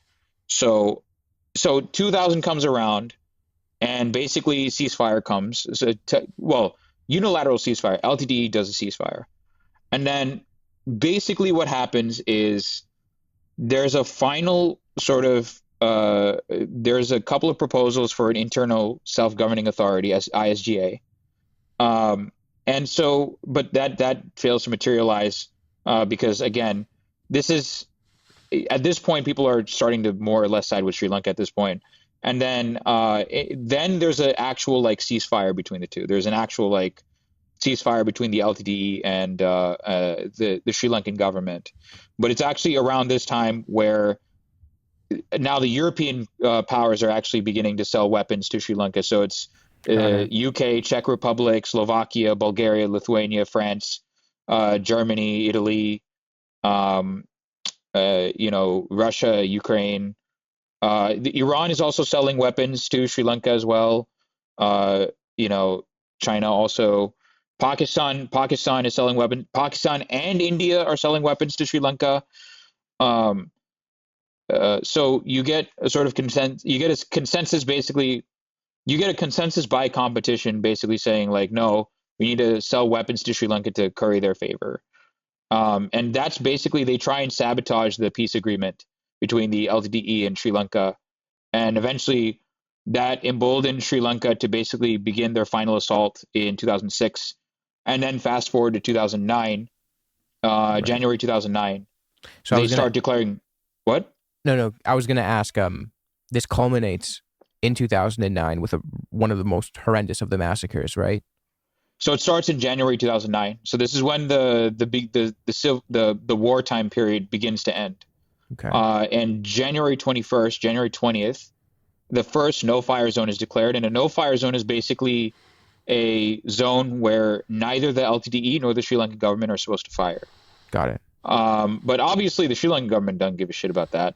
Yeah. They expressly did this to corral people in and kill them. So and disarm them when they went in, right? Like they would have to disarm if they were in there. They would have to disarm. The thing is, like you mentioned that they were LTTE controlled. It's actually not entirely true. They're still like yes and no. There was a level of LTTE control, but at this point, like the control that they had was very minimal. And in fact, to say it was a LTTE controlled zone, I think is quite incorrect because there's a common misconception, or there's a common lie that's trotted out by the Sri Lankan government that the LTTE were using human shields. Yeah. That the LTTE were using human shields, and so that's why the Sri Lankan government had to kill them. Got it. So it's not correct to say that. The irony is it was the Sri Lankan government that was using human shields, by the way. Well, that's the case in Israel as well. Like there is actual 100%. evidence of Israelis using. It's a long-standing practice of Israel. It's one that they've had multiple Supreme Court cases over to do with the use of human shields. But Palestinians are actually the ones who just trick the poor Israelis into killing innocent civilians. Yeah, there are lots of instances where the Sri Lankan government straight up lied about the LTTE. So 2006, the Midusuvil massacre is a great, not Midusuvil, Botiville massacre is another great example of it. They just straight up killed 11 Muslims and blamed it on the LTTE, which made no sense, by the way, because the LTTE had no control over that region. Yeah. So they just blamed it on the LTTE, and it turns out some of the people that instigated that massacre, by the way, one of the groups was JVP. Interesting. That's really interesting. So it culminates in 2009 with the no fire zone, which is essentially like a safe zone. It's in the northeast, and the idea is that the LTTE is not to fire and the Sri Lankan government is not to fire, which I guess as a prerequisite for entering that little area, the LTTE would disarm. They would forego their weaponry. Yeah. You know, I mean, for those familiar with the Bosnian genocide, it was very similar. Like in order for Bosnians to find refuge in the UN safe zones, the UN camps like Srebrenica and whatnot, they would have to disarm and give up their weaponry. And then what ended up happening there was when Republika Srpska encroached, the UN didn't have the weaponry or the will to fight, and the Bosnians were disarmed by just virtue of being there. And then that's how you have the Bosnian genocide, Srebrenica. Yep. Actually, a guy that you recently had, James, James does politics. He said the same thing. And I'll be the first one to say I'm not like the most knowledgeable on the Bosnian genocide. I think I've maxed out my knowledge points on this for the time being. Fair, you know a lot. Yeah. But I think I've specced out on this. But that's what he said to me. He said a lot of the stuff that the Sri Lankan government did very much reminds him of Republika Srpska and the Serbian government as well during the 90s. It was the first thing that I thought of when I heard no fire zone. Yeah, I mean, so they basically corral people into these zones and just shell them left and right. And they also use chemical weapons like white phosphorus as well, which should be familiar as well. Yeah. So the other thing is they also consistently deny aid going into these camps, into these no-fire zones. So they would, there have been multiple, there was a crowd in Colombo, the capital of Sri Lanka, that literally attacked the Red Cross office because there was a rumor that said that they were going to ship 30,000 body bags to the no-fire zones. Wow. Because the death toll was that bad, right? And there was a politician that literally said no, those people don't even need 3,000 body bags, right? There's nothing happening there. There's nothing happening there that would require 30,000 or even 3,000 body bags. There's nothing happening, right? Yeah. But I mean, we know what happens. Sri Lanka basically bombs them continuously, relentlessly. They bomb the hospital that it surrounds first, and then they relocate the no-fire zone to basically the sand barge next to Pudukkudiyirippu, and that's where the Mulivaikal or Pudumatalan, that region. Yeah. And that basically they relocate everyone on that sand barge. At that point in time, there are no actual hospitals operating. There are no real hospitals. You have basically medical triages. Yeah. So the admissions ward is literally the beach. Yeah, I saw in your documentary there was the guy saying this is the ICU. We don't have anything to fucking treat people with. Yeah, they have nothing. They have literally nothing there. They have no anesthetic whatsoever. So oftentimes they would have to perform amputations with no anesthesia and with butcher's knives. Butcher's knives, fuck man. Which is a war crime to deny, right? It's one of the things that Gallant and Netanyahu were indicted for denying anesthetics and forcing, because it's such a cruel and inhumane crime. Yeah, you have to facilitate unimpeded access to all humanitarian aid, medical aid, food. Yeah. That's another thing that they did. There were times where people would have to be re-amputated.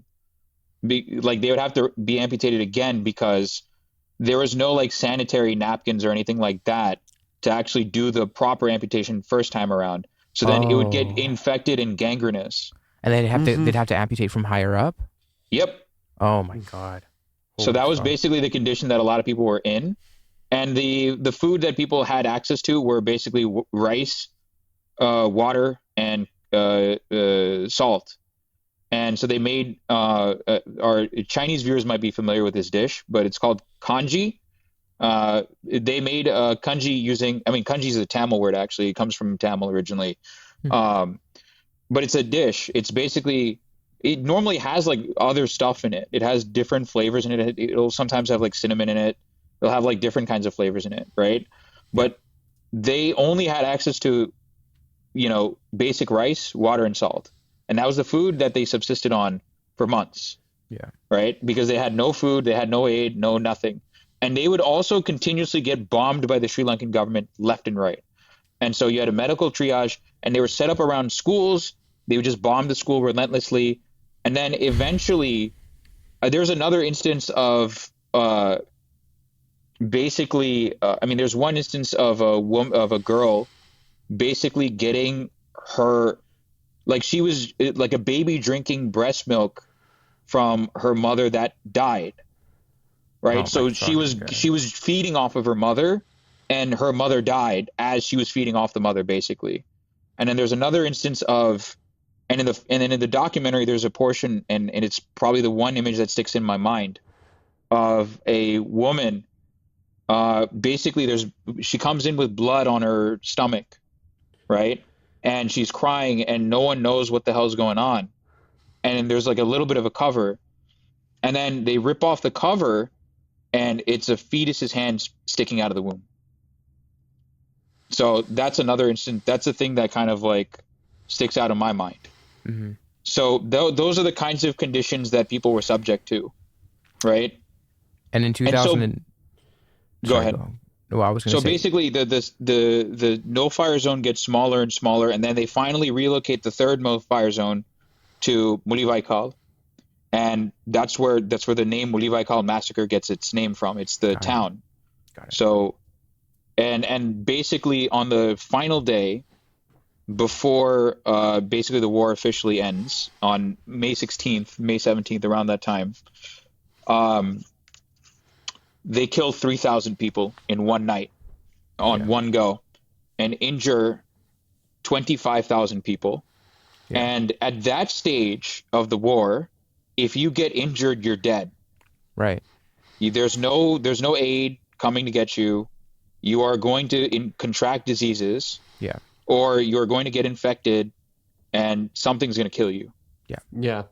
So the flat out massacre was of 3,000. And then I guess all of the inflicted injuries, progressed into deaths. 25,000 on one day. 25,000 injuries that later progressed into deaths or 25,000. Yeah. Wow. Holy fuck.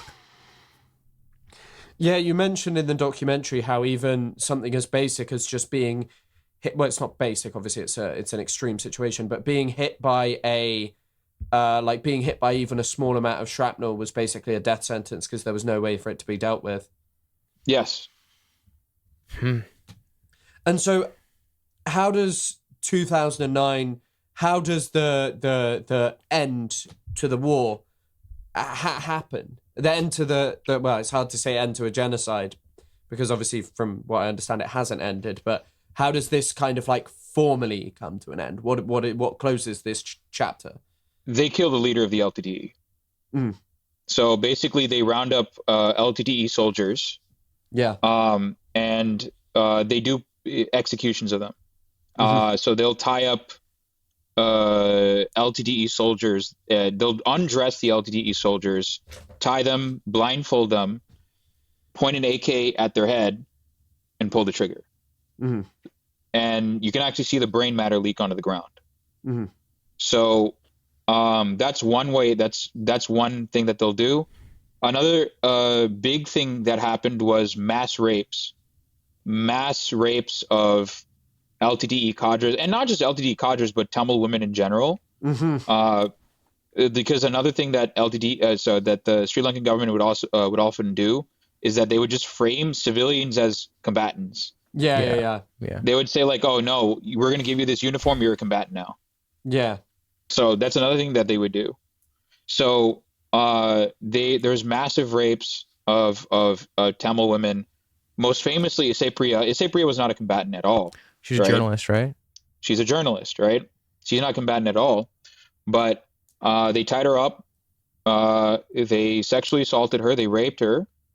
And there's in the documentary, which I took from Killing Fields, Sri Lanka's Killing Fields. There's a Sinhalese soldier saying in Sinhalese, "I would like to fuck it again." Basically implicating that they would not only rape the combatants, but they would also corpses of the combatants. So wow. And there's also like there's documentation of Sri Lankan soldiers corpses of Tamil women. Grotesque. Wow. Yeah. So eventually like they also got to the LTTE leader Velupillai Prabhakaran, and they got to his son.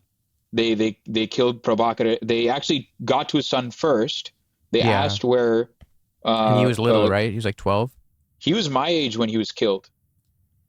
So we were the same age, actually. Well, which was what, like 12 or 13? 12, yeah, 12. Yeah. So basically, they tied him up. They fed him a couple of biscuits, and they asked him where his father was. and they shot him 5 times at point blank range, and they killed him. Yeah. And then they eventually got to his father and killed Prabhakaran as well. And that's what marks the end of the Civil War. But yeah, that's what officially marks the end. Are the LTTE, have they recouped? Are they still active? What's it look like now? So as far as an actual militant organization, there's nothing. They're dead. They're completely dead. As far as whether Tamil nationalism is alive, it's very much alive and well. And how is it structured? What's the organization, or what's it look like? There are political parties that exist. So TNA is a great example of it. Gajendra Kumar Ponnambalam is a very prominent Tamil nationalist politician. Okay. There are people like ITAC, which they're very kind of a somewhat problematic organization because they're kind of liberalish. Okay. But that's nuance that doesn't need to be, trotted out here. Yeah. But generally speaking, as far as like how the resistance works, it usually works in the forms of protests and commemorations.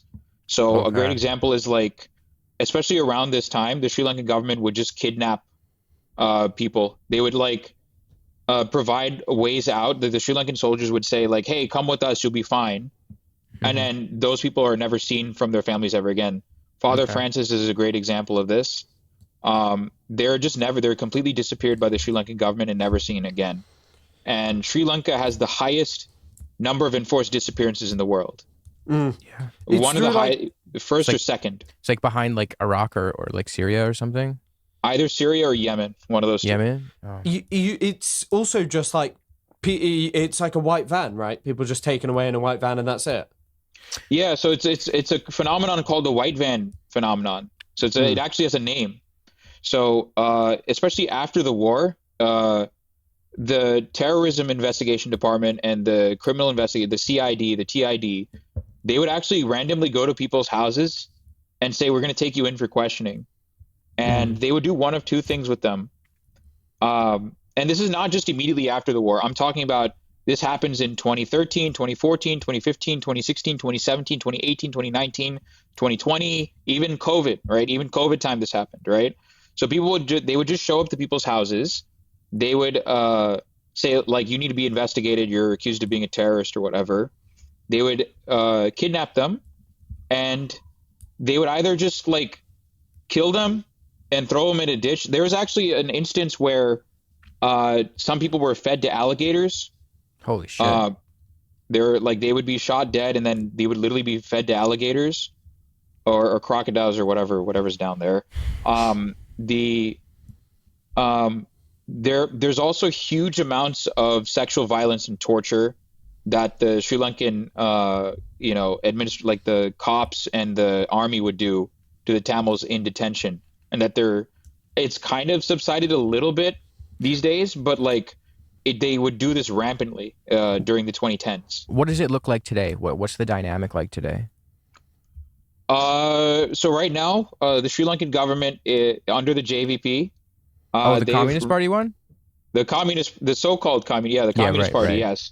The Communist Party has placed 2 Buddha statues in Trincomalee, which is in the capital of Eelam, as a way of basically saying, they didn't do it directly. But basically the opposition did it.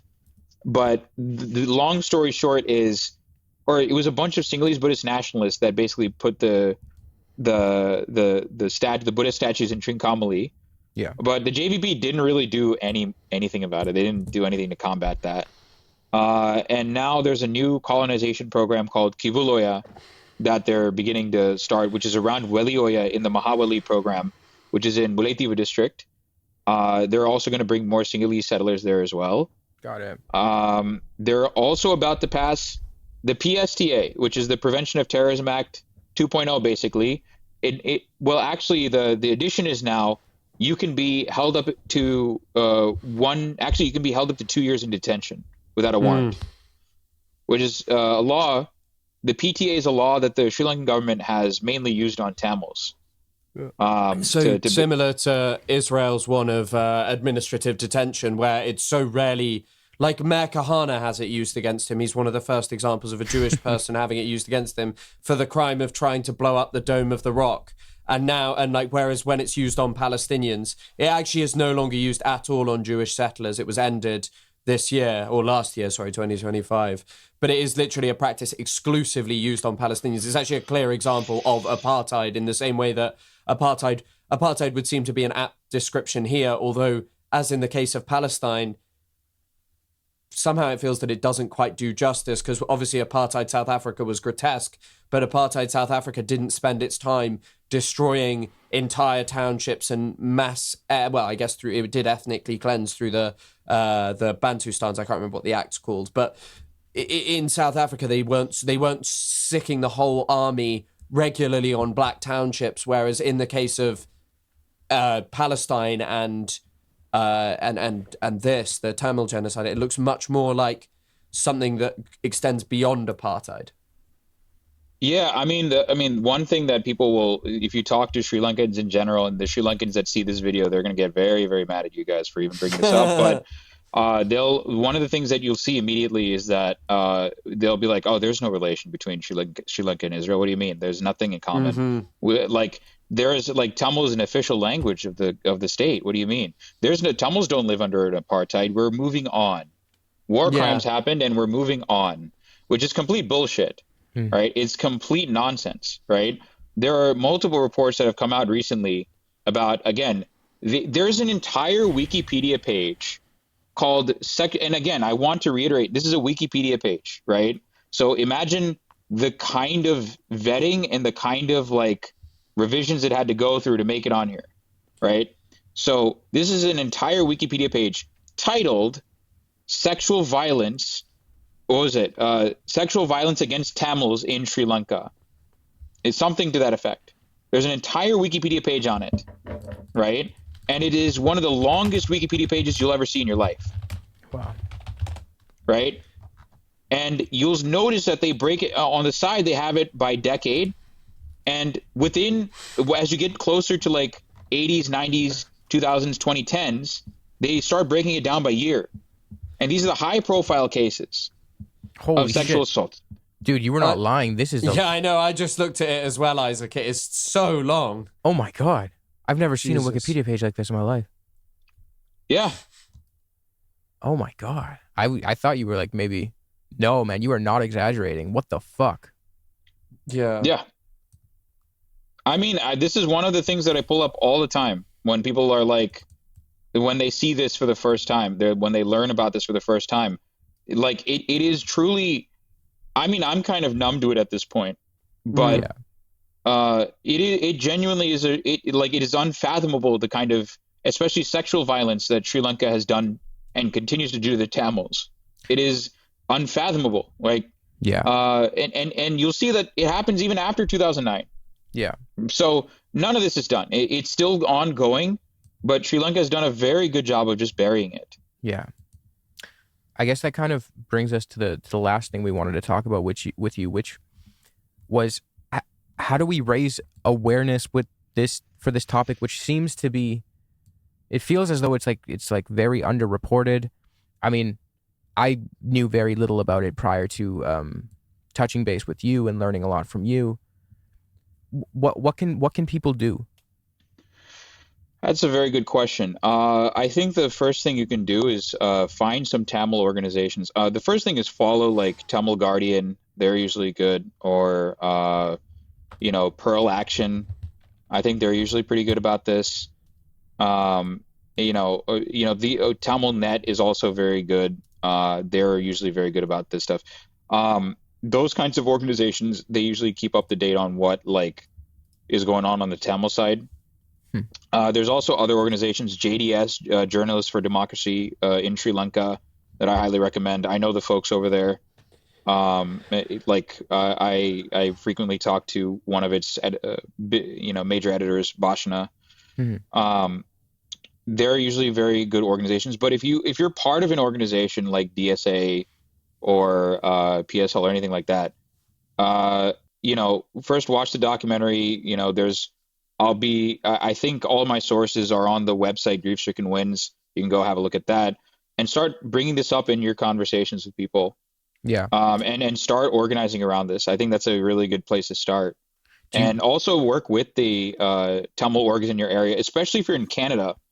If you're in the GTA, there's lots of Tamil people in your area. Work with them. Like, I'm Vancouver, but still.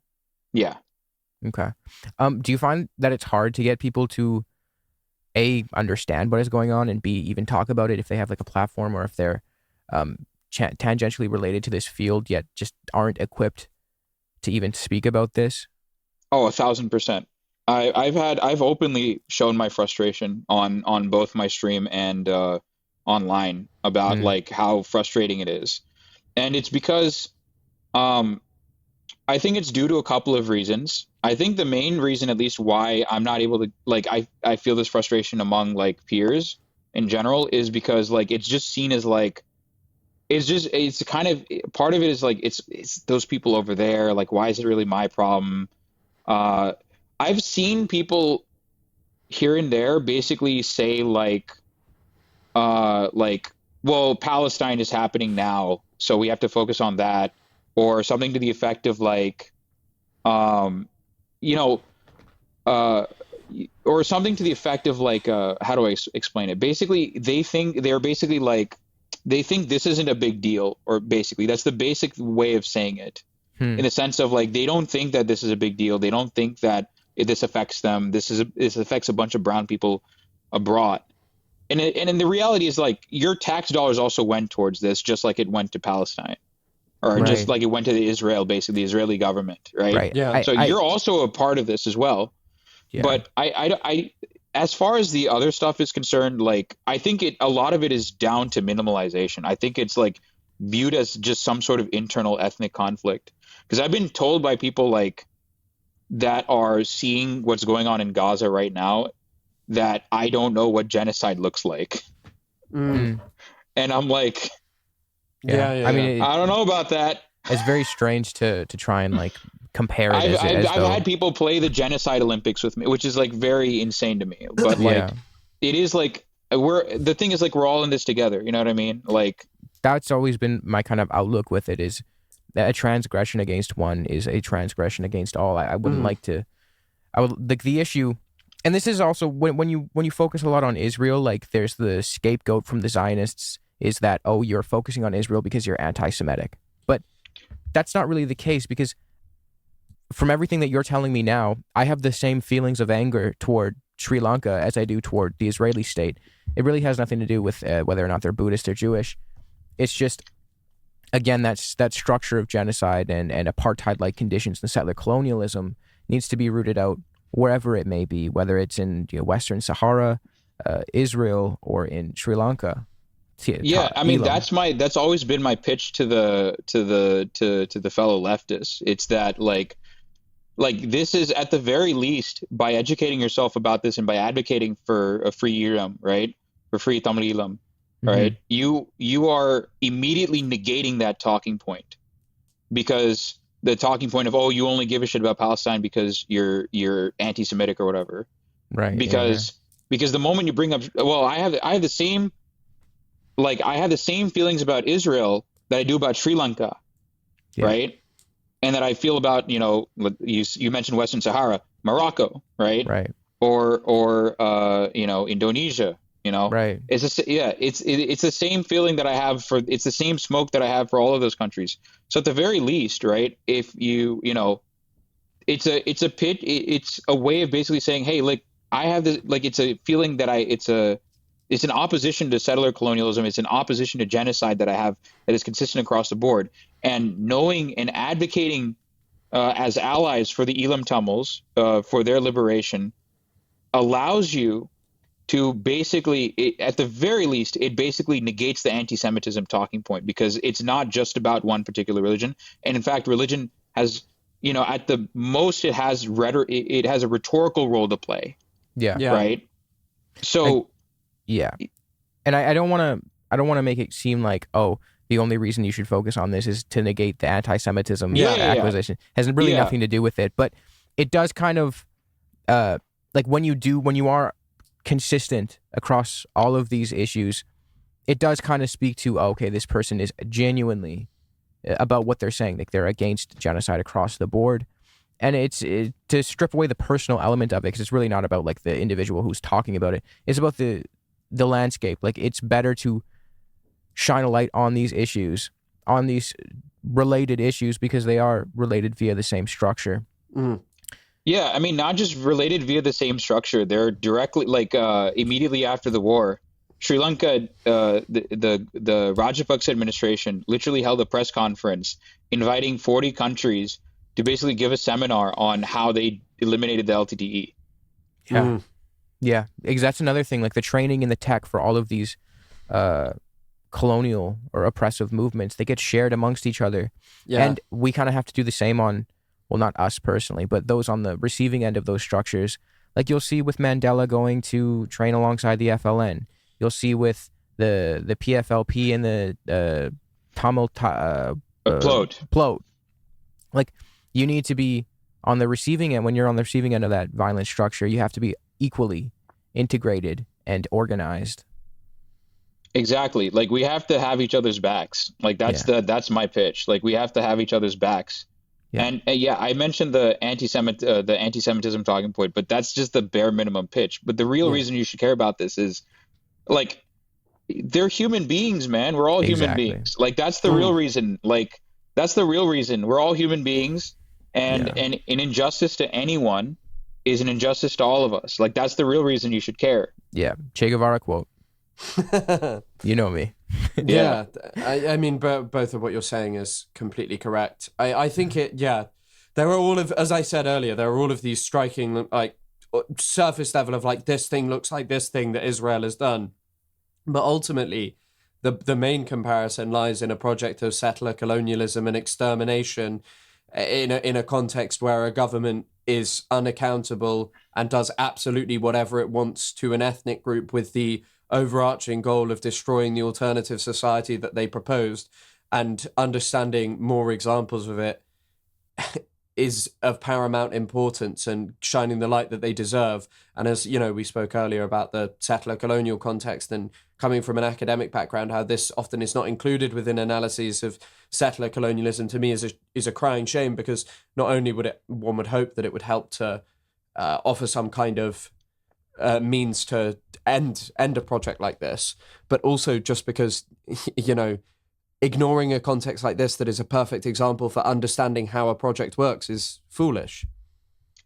Yeah, I 100% agree. I think there needs to be way more discussion about this, which is why I've been yelling about it for 3 years at this point. So I agree. I think talking about this is like, I understand. On one hand, I completely understand the fear that people have about covering this, because it is something that is a very obscure situation that people may not be familiar with. And so if you wade into it incorrectly, you might get a lot of people mad at you, right? You might get people, even academics, very mad at you. But I think there's a lot of obfuscation going on, but with the Eelam Tamil liberation movement, right?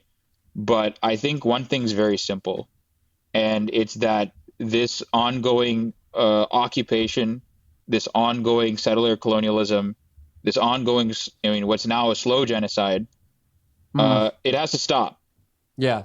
And the only way we're going to get that is through free Eelam. That's the only way we're going to get it. And so people need to raise their voices alongside the Tamils. Well, I mean, thank you so much for coming on the show and sharing all of this with us today. Because, again, like, speaking for myself, I wasn't very ultra familiar with this. I wasn't as well read as I am, say, on any other context. But it is great to actually hear from someone with like such a vast depth of knowledge on the topic. And I can't recommend the documentary enough. Grief-Stricken Winds. It's on your channel, right? Which is just ArunAnnow. Yeah, it's on my channel. You can also go watch it at griefstrickenwinds.com. So my YouTube channel, please go follow it if you want like part 3 that's going to come out this year at some point.